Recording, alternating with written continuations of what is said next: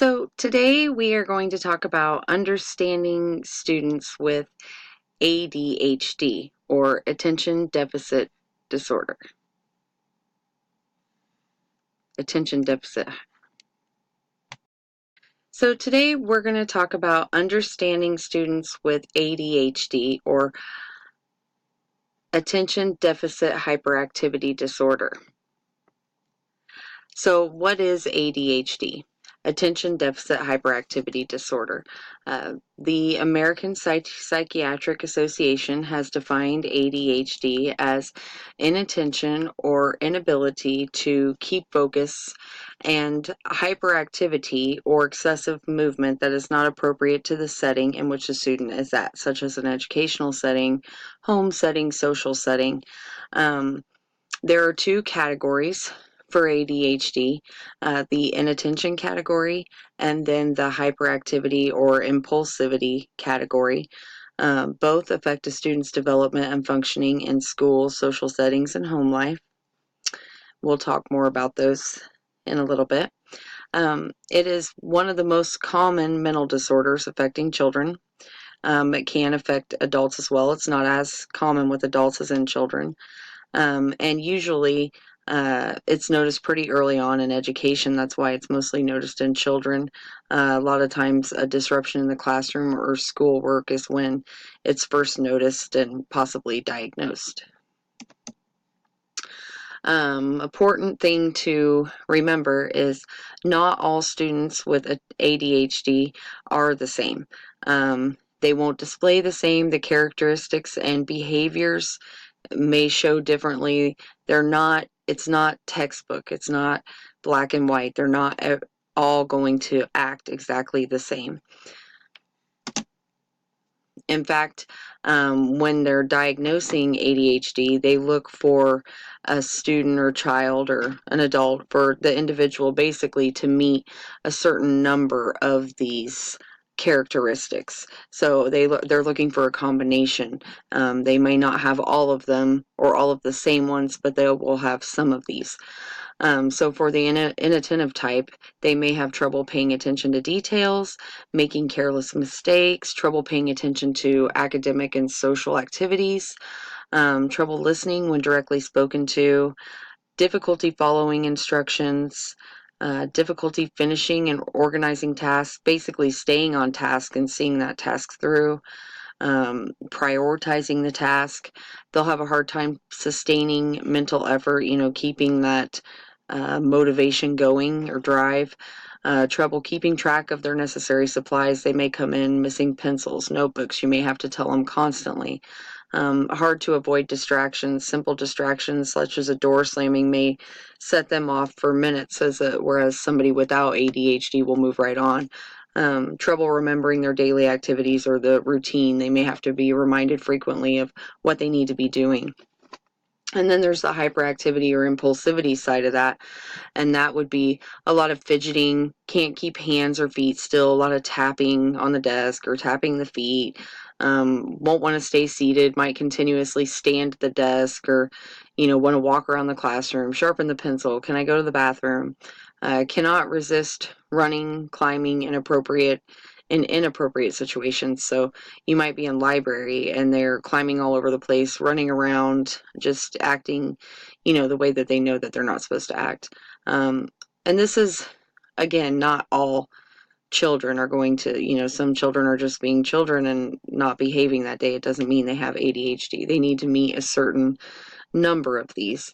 They have a hard time doing quiet time or relaxing leisurely activities. They're always on the go. They may talk too much, especially at inappropriate times. They may shout out answers prematurely in class without raising their hand or following the procedure that's laid out. And they will interrupt others or interrupt the teacher, interrupt movies. They have a hard time just sitting through things without interrupting. Some things that the inattention characteristics may cause would be these students may go unnoticed because they're not always disruptive like the hyperactivity students. They may be quiet and slide through the cracks. These students are more likely to suffer from boredom or lack of motivation, mood disorders, and anxiety. They might feel frustrated and not know how to show it, and they keep a lot of that inside instead of externalizing it. If not diagnosed early, these students will have long-term emotional, social, and academic challenges, which will carry over to trouble with work, family, relationships, and overall function as an adult. Some things that the hyperactivity characteristics may cause would be disruptions in the classroom or schoolwork because of sudden outbursts, the inability to sit still, excessive talking, interrupting. These students are more likely to be a bit more aggressive and confrontational, louder. The constant disruptions will eventually cause learning disabilities because the student will be able to learn and retain any information that's being taught because they're not consistently learning what the rest of the students are because their mind is being disrupted all the time. So students with ADHD that are currently being served in the US is 7% of students right now are identified as having ADHD in the United States, a 30% increase since the late 1990s. Boys are 3 times more likely than girls to develop ADHD. Students with ADHD were less likely to be from diverse or ethnic backgrounds, and students were more likely to display externalizing behaviors. So just some little facts about ADHD. So why the increase? Why do we think the increase? Well, teachers, physicians, and families are noticing and diagnosing it earlier and in more frequency now, which is good and also bad. There's also a bit of overdiagnosis going on. Pressure can be put on the physicians from parents and teachers, to give them this magic focus pill. And physicians can be a little eager to say that, it may be ADHD. So especially if they just listen only to the parent and maybe not so much to the child. And children spend more time indoors now. They are more pent up. They don't go outside and play like they used to and expend that energy. So there could be a little bit more restlessness going on too. Idea categories and ADHD. They do not clearly define ADHD, and therefore it does not separate into its own category. It is under the other health and impairments category, but it can also be seen, students with ADHD can also be seen in other categories. So because of the learning disabilities that ADHD can cause, they will also be put in, some learning or emotional disability categories. So some effective classroom interventions and strategies would be use multiple mediators to interact with the student. So don't just rely on the teacher to constantly correct the student or intervene or mediate. Have a counselor, have a para, the principal, whoever, another teacher, the next door neighbor teacher, anyone who can come in and try to mediate when the student might escalate or just need a little redirection.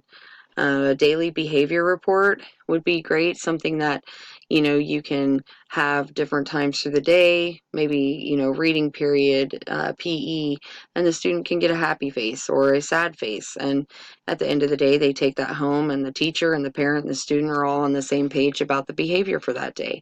A behavior management or token system. Once again, for each check mark or smiley face, there might be some sort of reward, a token that can be saved up and purchase supplies, or at the same thing. If there's a sad face, the token might be a way to um, you know to take that token. So frequent breaks throughout the day, especially during testing, workload and instruction adjustment. The instructions for this student might just need to be a little bit more simple and short than what the other classmates might have.